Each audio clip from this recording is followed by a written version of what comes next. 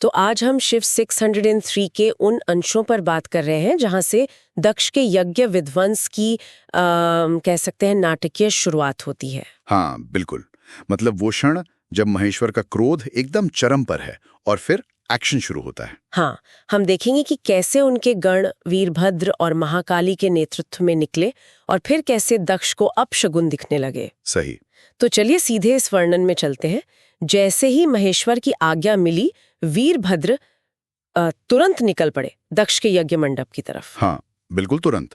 और अकेले नहीं, उनके साथ करोड़ों महावीर गण थे। करोड़ों? हाँ, और वो भी कैसे? प्रलय की आग जैसे तेजस्वी, रुद्र जैसे ही दिखने वाले, एकदम कौतूहल मचाते हुए वीरभद्र के आगे पीछे। और वीरभद्र का खुद का रूप, वो भी तो काफी असाधारण बताया गया है। हाँ, वो वर्णन बहुत महत्वपूर्ण है। उनकी 1000 भुजाएं बताई गई हैं, शरीर पर नाग लिपटे हुए और एक विशाल रथ जिस पर वो सवार थे। अच्छा। उसे 10,000 सिंह खींच रहे थे। आप सोचिए जरा। 10,000 सिंह? बाप रे। हाँ, और सिर्फ सिंह ही नहीं, उस रथ की रक्षा के लिए सिंह, शार्दूल, मगरमच्छ और हजारों हाथी भी साथ चल रहे थे। ये एकदम भयंकर शक्ति प्रदर्शन था। ये तो वाकई मतलब ये दिखाता है कि मामला कितना गंभीर था, शिव का क्रोध कितना प्रचंड था। बिल्कुल। ये सिर्फ एक सेना नहीं थी, ये महेश्वर के क्रोध का साक्षात रूप था जो विनाश करने निकला था। अपमान बहुत गहरा था। और बात यहीं खत्म नहीं हुई है ना? सिर्फ वीरभद्र ही नहीं थे। नहीं, बिल्कुल नहीं। उनके पीछे पीछे महाकाली भी निकली। महाकाली? और उनके साथ? उनके साथ नवदुर्गाएं, काली, कात्यायनी, ईशानी, चामुंडा, मुंडमर्दिनी, भद्रकाली, भद्रा, त्वरिता और वैष्णवी, ये सब थी। पूरा नवदुर्गाओं का समूह? हाँ, और फिर डाकिनी, शाकिनी, भूत, गुय्यक, कुष्मांड, भैरव, क्षेत्रपाल और 64 योगिनियों के मंडल भी। अनगिनत शक्तियां। अरे बाप रे, ऐसा लगता है जैसे ब्रह्मांड की सारी उग्र शक्तियां एक साथ आ गई हों दक्ष के यज्ञ का विनाश करने। सही समझा आपने। ये बहुत महत्वपूर्ण बिंदु है। ये सिर्फ शिव के गण नहीं थे, इसमें नवदुर्गाएं, भैरव, योगिनियां, मतलब हर तरह की संघारक और तामसिक शक्तियां शामिल थीं। तो ये सिर्फ एक बदला नहीं था? नहीं, ये उससे कहीं ज्यादा था। ये दिखाता है कि शिव का अपमान सिर्फ व्यक्तिगत नहीं था, बल्कि उसे एक तरह से ब्रह्मांडीय व्यवस्था का उल्लंघन माना गया, कॉस्मिक ऑर्डर का। अच्छा। और उसका प्रतिकार जरूरी था।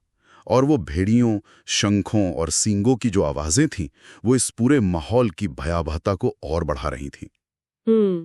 और जैसे ये सेनाएं निकली, उधर दक्ष के यज्ञ स्थल पर अजीब चीजें होने लगीं। हाँ, अपशगुन, बहुत भयंकर अपशगुन। कहते हैं दक्ष की बाईं आंख, बाईं भुजा और बाईं जांघ फड़कने लगी, जिसे बहुत बुरा मानते हैं, है ना? हाँ, बहुत अशुभ। और सिर्फ यही नहीं, धरती कांपने लगी।